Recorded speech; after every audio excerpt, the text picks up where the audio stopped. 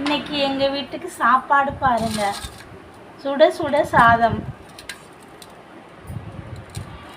ஆவி பறக்க சுட சுட சாதம்,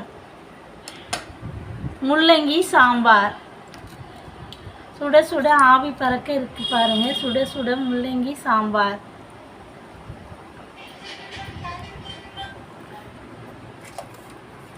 புடலங்காய் பொரியல்,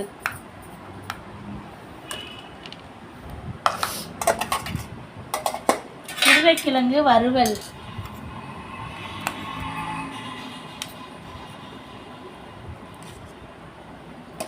உருளைக்கிழங்கு வறுவல். இன்னைக்கு எங்கள் வீட்டில் உரைக்கி தயிர் ஊற்றலை, அதனால கடையில் வாங்கின தயிர், எங்கள் வீட்டிலையே போட்ட மாவடு, நல்லா டேஸ்ட்டாக நல்லா இருக்கும் சாப்பிட்றதுக்கு.